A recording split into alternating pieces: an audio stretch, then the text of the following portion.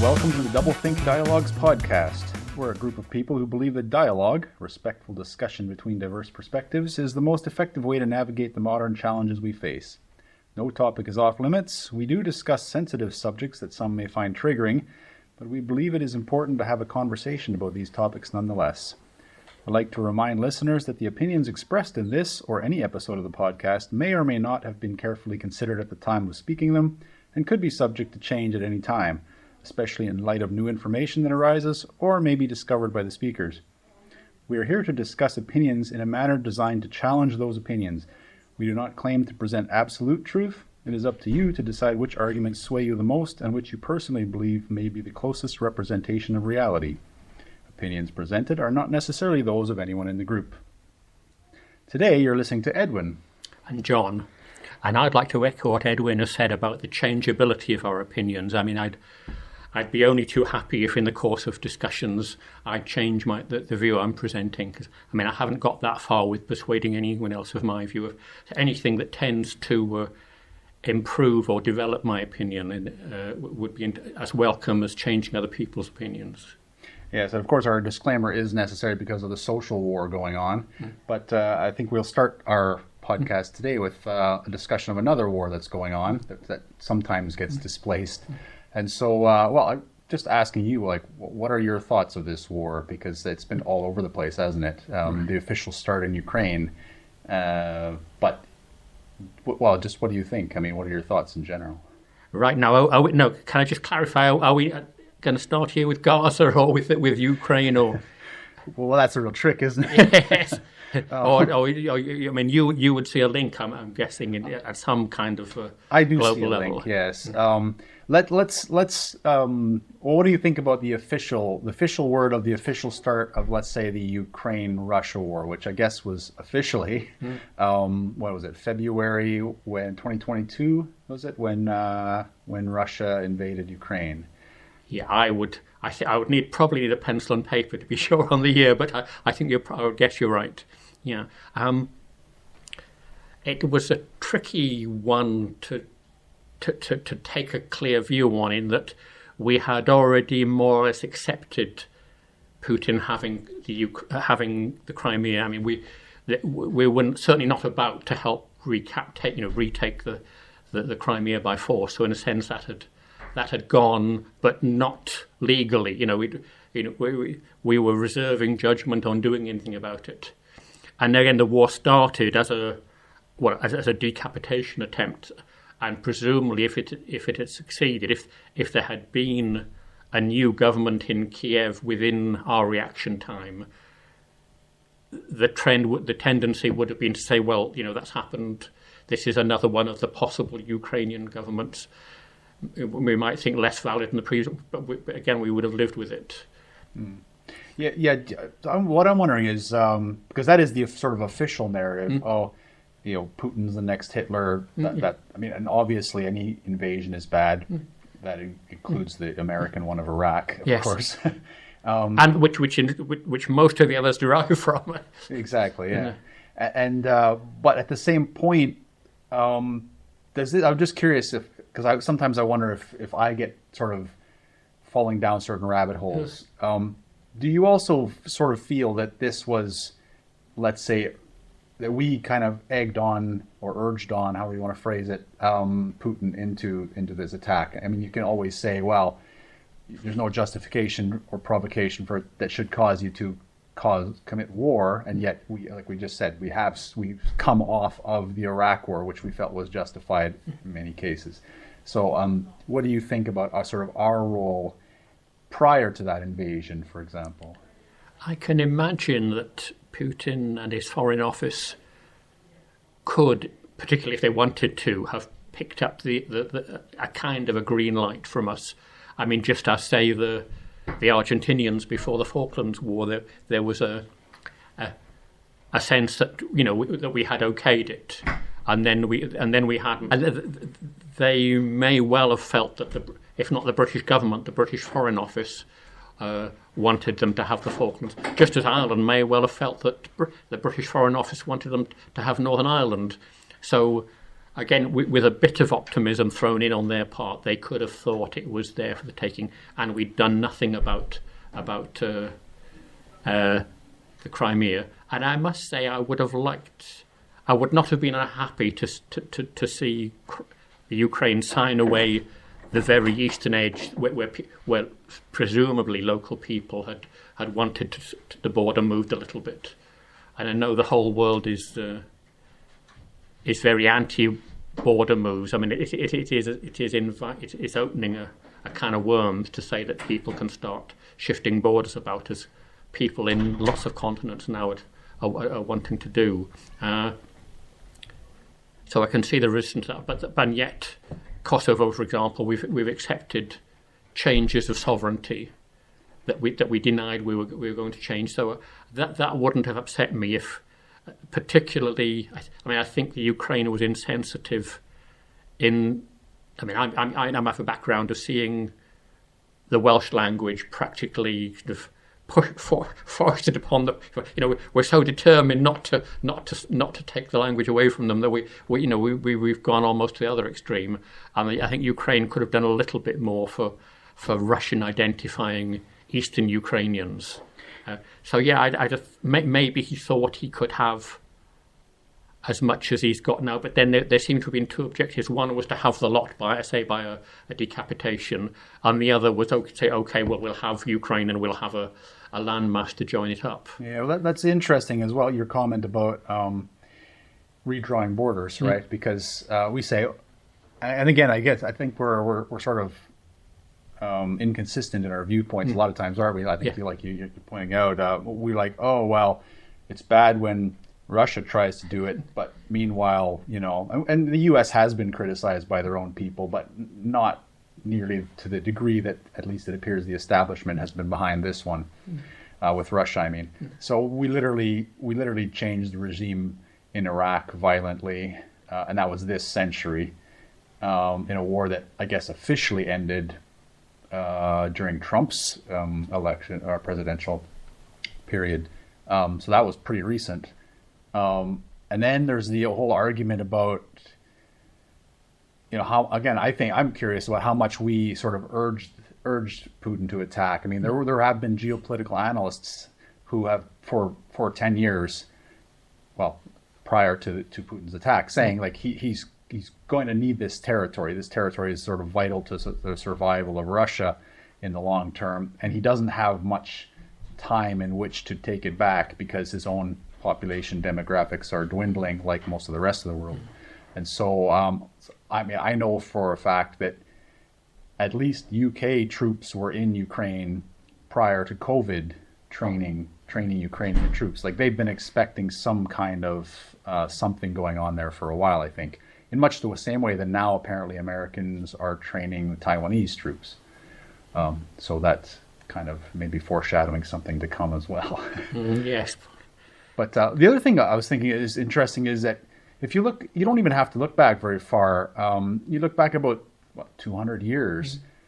Within that period, how much the borders of the world have been redrawn, even within Europe. Like, we're well aware of the British Empire messing up the borders in other places of the world. But even within Europe, right, the borders have changed so much. In the mid-1800s, there was all the redefinition of the countries, and then the world wars changed those again, and so it's just a sort of continuous aspect of reality, almost, isn't it? And you can see the split of opinion on that, of saying, right, we've got in so much trouble with people wanting to change the borders. The answer is to freeze everything, and yet all the previous changes have left, have not been exactly rational or objective.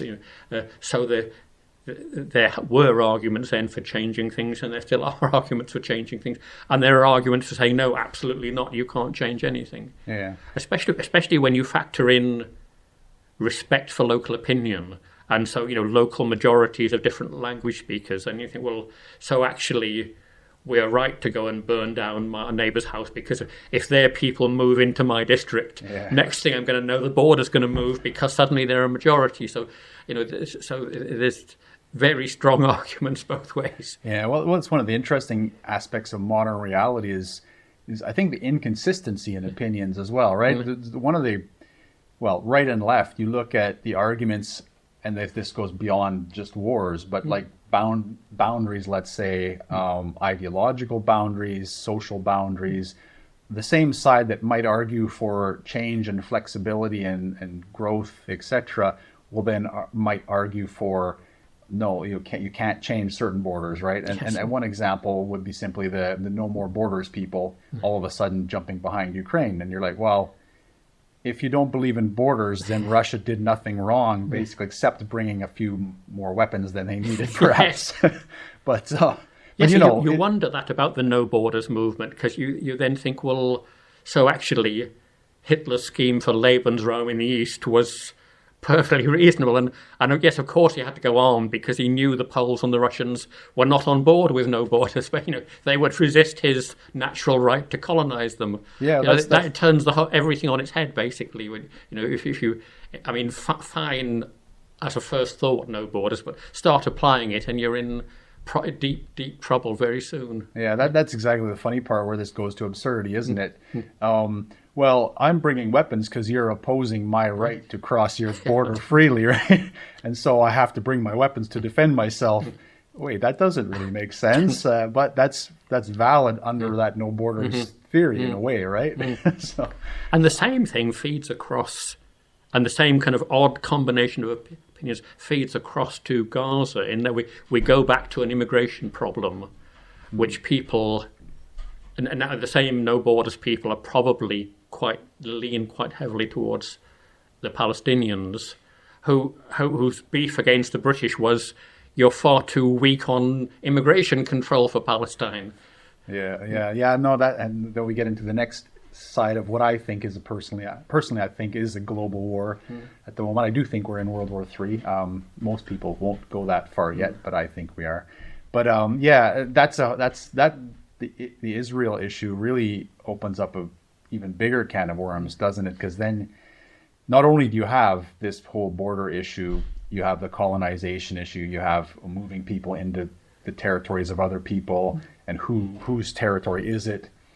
How far back do you go in that? But then you also have, let's say, so my view is that and I think Joe Biden, when he was younger, there's a quote of him you can find where he said, if Israel didn't exist, we'd have to create it, because they want, the Americans, let's say, that group they represent, wanted a foothold in the Middle East because they need to disrupt not only the reformation of, let's say, what was similar to the Ottoman Empire, but also just for access and control of oil resources in that area, and water and shipping lanes as well.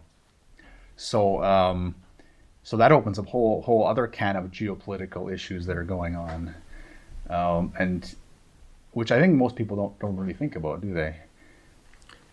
I think it's hard to get people to look very far back. Well, further back than the episode in history that sheds a good light on their side in the story, whereas the other side can then go a little bit further back and say, no, actually, you attacked us that time. And yeah. And these days, with the media cycle, it's almost difficult to get people to look back further than like last week, almost, right? Because the media just sort of, splashes everything for 24 hours, 7 days a week, and then move on to the next issue. Yeah. And then it's just forgotten. And like now everyone's more or less sort of accepted Ukraine, Russia's there, what's going on with it, don't really know. It's not really an issue anymore. Meanwhile, 10 million Ukrainians are displaced.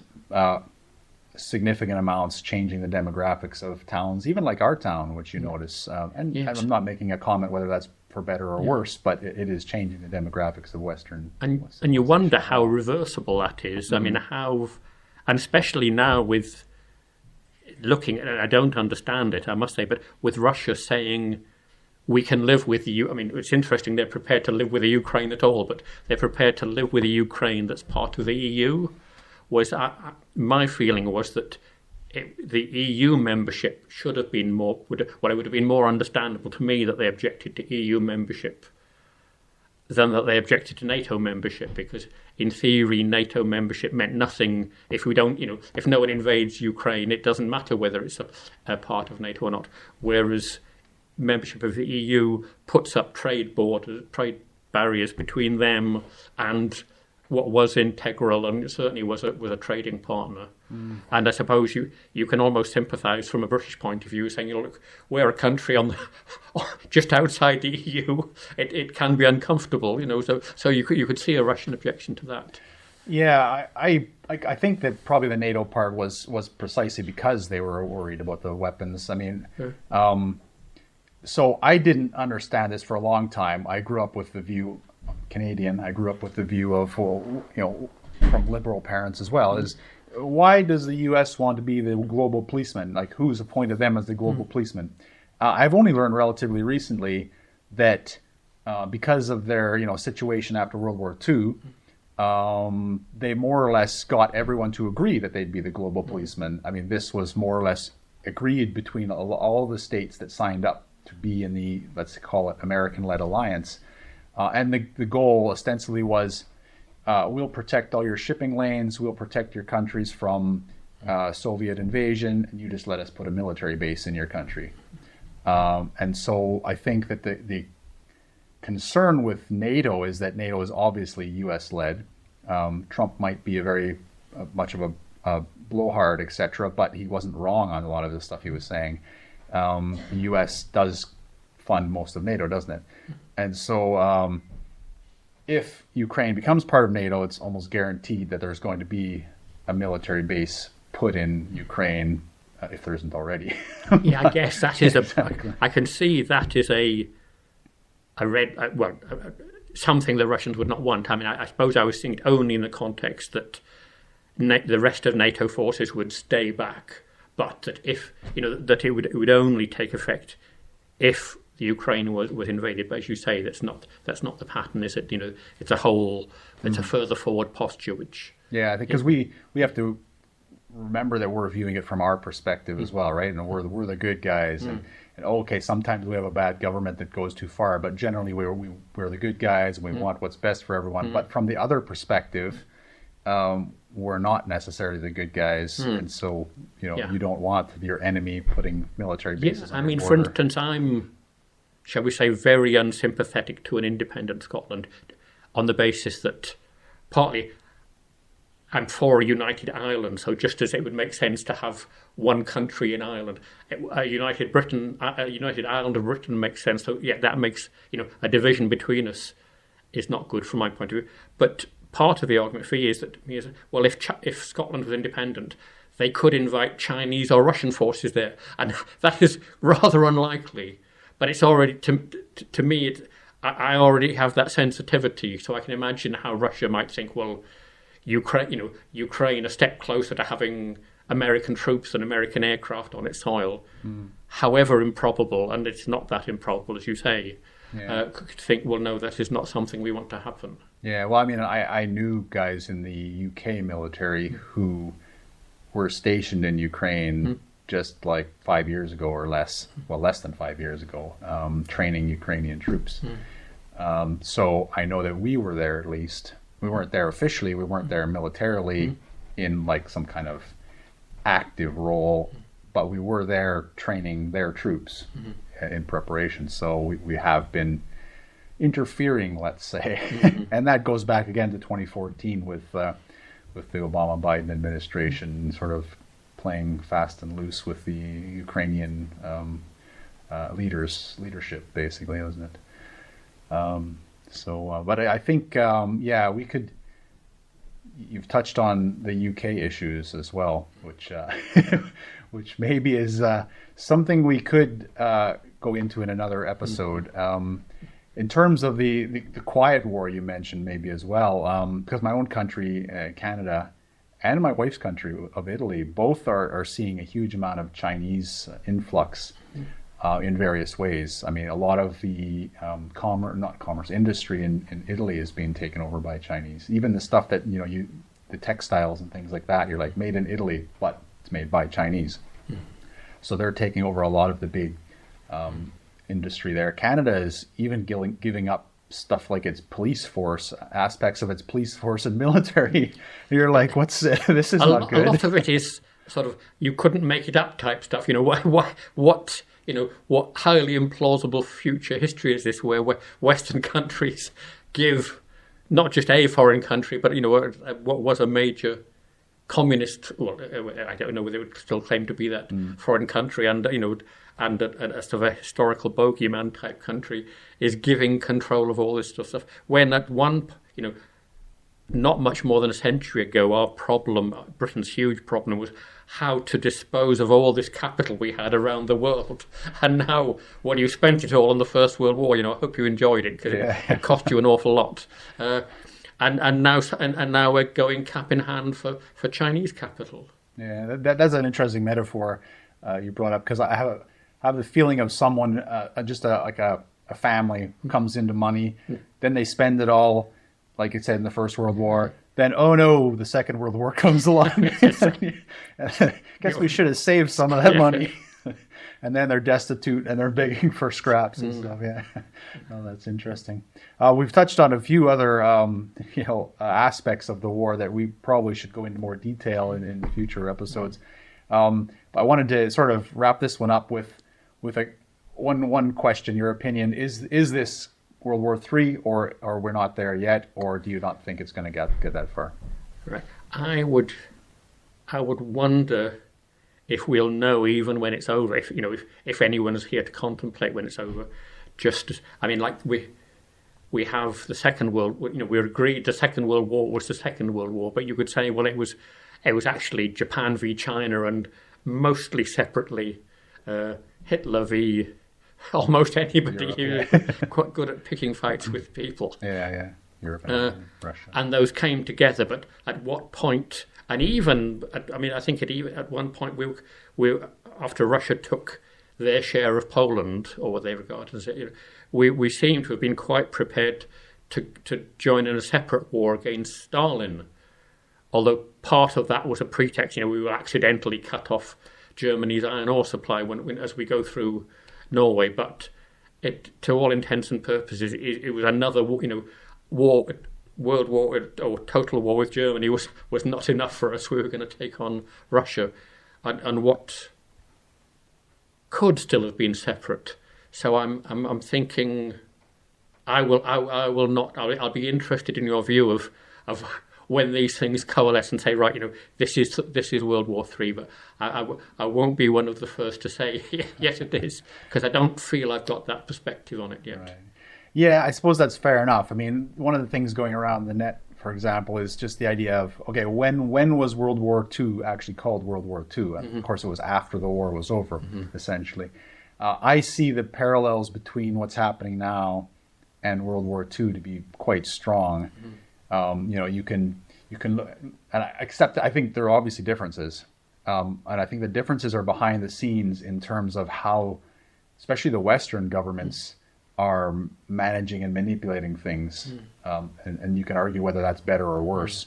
It's not a hot guns blazing war, global war for sure, right? We're carefully managing things, but it is, the invasion of Ukraine had parallels with Germany's invasion of Poland, for example, and the way the leaders are portrayed. They very clearly intended Putin in the media to look like Hitler. And so they, I think, are trying to portray it that way as well, perhaps to get us to support them in doing whatever else they want. But then you move to the second stage, you had war in North Africa and World War II, and we have the Middle East, which is arguably much worse. And then we've got, again, sort of South Pacific area brewing up again, right, with North Korea and Japan and China and Taiwan, all those areas. So I can't help but feel that history will look on this as World War III. And question of when it started is interesting, because officially if they look at it like when World War II started, then they would label it in when Putin invaded Ukraine. But I think there's a case could be made that it started before that, sort of economically, financially, and in the back rooms. But who knows what that counts. But I personally think that this is World War III. And certainly drawing the parallel with the first two wars, the lesson I would draw is for Britain, is to say, for heaven's sake, stay out of it. It didn't go to, for Britain. I mean, you could say we came out on the winning side, but but remembering that Churchill had a substantial part in taking us into both, and his aim was to save the British Empire, and it didn't really go well from that point of view. So my caution would be to stay out of it. Now, America, you could say, well, yes, we have that luxury, like Switzerland or Sweden. You can say, well, actually, it doesn't really matter hugely whether we're in or out to anyone else. Whereas the position we were in before and America's in now, they've really got to take some responsibility for the whole world. But I mean, I'm aware that tying us into the whole arc of this World War, I was arguing that when our aircraft carrier was on its way out to exercises in the Pacific, I would have liked, that was when the Taliban were could go conventional because we'd pulled out, and I was arguing that it should be giving air support, and the argument was, oh no, we can't. We've got to go and demonstrate. We've got to go and demonstrate our solidarity to Taiwan. We've got to go and stake our claim to a part in a war with China. We can't be being involved in Afghanistan. Is that really what there's punching above our weight, and there's getting ridiculous. I suppose, like you said, we have to stake our claim in the chip manufacturing part of the world. Yes. But then I understand that Afghanistan has the lithium mines for electric vehicles, so we're kind of stuck either way, aren't we? Yes. But I do think that our leaders kind of agree with you in terms of staying out. This war does feel like a war that's been initiated by the West, but in a proxy scenario. We're getting everyone else to do our fighting for us while we sit back. And even we know that Boris Johnson, it's now basically official part of the narrative, that he prolonged the war when he had a chance, right? He said, "Oh no, keep fighting. Don't make it a peace deal." But perhaps on that note, we'll wrap that topic up for today. So thank you for listening. If you've enjoyed, please share, like, and subscribe to Doublethink Dialogues, and we'll see you next time.